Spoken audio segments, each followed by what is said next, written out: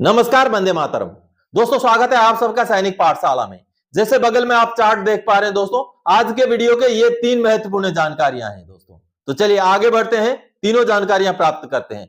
सबसे पहली जानकारी जैसे आप देख पा रहे हैं दोस्तों, सिक्किम भारतीय जनता पार्टी द्वारा शासित पहला राज्य बन गया है जिसमें एनपीएस हटा करके ओपीएस लागू कर दिया गया है। जी हां, किसी पीरियड के या किसी आंशिक तौर पर किसी समय के कर्मचारियों के लिए नहीं, 2006 के बाद जितने भी कर्मचारी सिक्किम सरकार की नौकरी में भर्ती है उन सभी के लिए सिक्किम सरकार ने एनपीएस हटा करके ओपीएस लागू कर दिया है, जो कि एक बहुत बड़ी जानकारी है। और यह जानकारी तब और ज्यादा बड़ी हो जाती है जब सिक्किम सरकार में बीजेपी भी सरकार में है।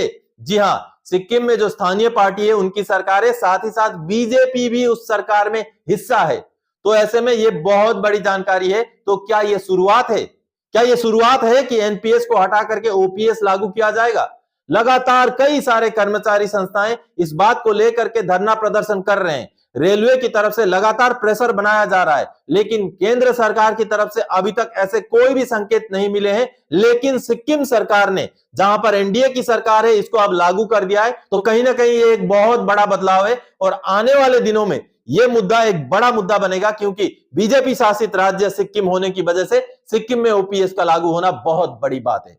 अब अगली जानकारी जैसे आप देख पा रहे हैं दोस्तों, गृह मंत्री जी ने यह जानकारी दी है कि अब एमसीसी लागू होने जा रहा है, यानी कि मॉडल कोड ऑफ कंडक्ट, जिसको बोलते हैं आचार संहिता। जी हां, चुनाव बहुत नजदीक है, तो ऐसे में कभी भी इलेक्शन कमीशन यानी कि चुनाव आयोग की घोषणा हो सकती है चुनाव के तारीखों का। तो ऐसे में जैसे ही तारीख घोषित हो जाएंगे दोस्तों, चुनाव का आचार संहिता लग जाएगा। और जब आचार संहिता लग जाएगा तो कई सारे ऐसे अनाउंसमेंट वगैरह जो कि सरकारी कर्मचारी या जनता के वेलफेयर के लिए होते हैं, जिसमें कंपेंसेशन दिया जाता है या हमारा डीएडीआर की घोषणा होती है, वो नहीं हो सकती है। जी हां, अगर कोड ऑफ कंडक्ट लग जाता है, एमसीसी लग जाता है, तो हमारे जो डीएडीआर की बढ़ोतरी की घोषणा नहीं हो सकती है। तो ऐसे में ये जो जानकारी है, ये जानकारी माननीय गृह मंत्री जी ने दी है सीएए के संदर्भ में, यानी कि कॉन्स्टिट्यूट अमेंडमेंट एक्ट, जिसके ऊपर बहुत हो हल्ला चला। लेकिन मैं आपको उसके बारे में नहीं बताने जा रहा हूं, आप सबको इस बारे में इसलिए बता रहा हूं दोस्तों कि अब यानी कि हमारा डीएडीआर का घोषणा भी बहुत जल्दी हो जाएगा। आप सबको पता है कि जो एआईसीपीआई के आंकड़े आ चुके हैं, इन आंकड़ों के आधार पर डीएडीआर 50% होना भी तय है। तो अब जो है, हो सकता है फरवरी के महीने में ही डीएडीआर की बढ़ोतरी की घोषणा हो जाए। इसके लिए मेरे पास एक आधार है दोस्तों। आधार यह है क्योंकि 2019 में जब केंद्र के चुनाव थे, तो उस चुनाव से पहले जब डीएडीआर की घोषणा होनी थी, तो वो फरवरी के महीने में ही हो गए थे। ये जो सामने आप देख पा रहे हैं, फाइनेंस मिनिस्ट्री, वित्त मंत्रालय का लेटर है, जिसमें 27 फरवरी 2019 को ही डीएडीआर उस समय में घोषणा कर दी गई थी। तो क्या इस साल भी फरवरी के महीने में डीएडीआर की घोषणा हो सकती है?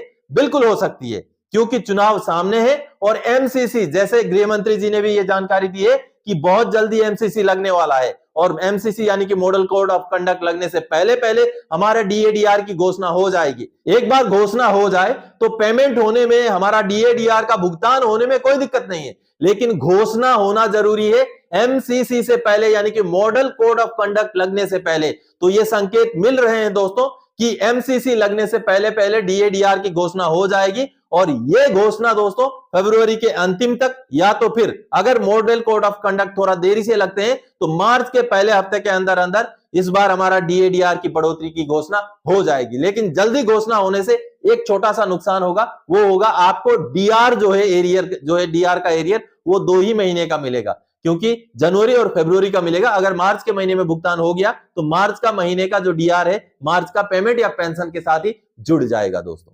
अब दोस्तों तीसरी बड़ी जानकारी, जैसे आप ये देख पा रहे हैं, इंडिया.com की तरफ से ये जानकारी निकल के आई है। और यहां जो जानकारी दी गई है दोस्तों, इसमें यह बताया गया, 7th pay commission latest update from DA hike to 18 month arrear, central government employees likely to get gift before election 2024। यानी कि क्या सेंट्रल गवर्नमेंट के एम्प्लॉइज या जो पेंशनर हैं, उनको 2024 के इलेक्शन से पहले पहले अभी भी चांसेस हैं कि 18 महीने का डीएडीआर मिल जाए।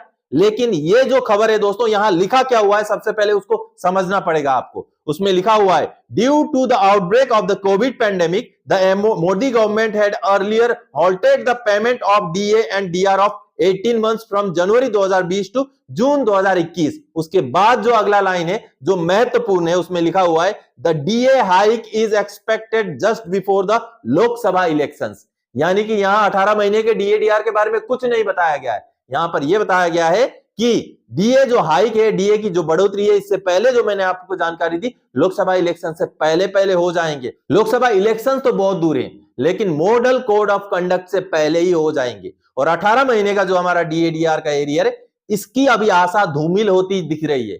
लेकिन हम आशा बिल्कुल खत्म हो जाए ऐसा नहीं बोल सकते, कुछ भी कभी भी हो सकता है, क्योंकि यह जायज मांग है। अगर देश की अर्थव्यवस्था संभल चुकी है तो अर्थव्यवस्था को संभालने के लिए जो चीजें रोकी गई थी उनका रिलीज होना लाजमी है, उनका रिलीज होना जरूरी है। तो दोस्तों, आज के इस वीडियो में इन्हीं 3 जानकारियों के साथ आया था। आगे और कोई जानकारी था आपसे सरोकार रखने वाला विषय लेके मैं फिर से हाजिर हो जाऊंगा। तब तक के लिए जय हिंद दोस्तों।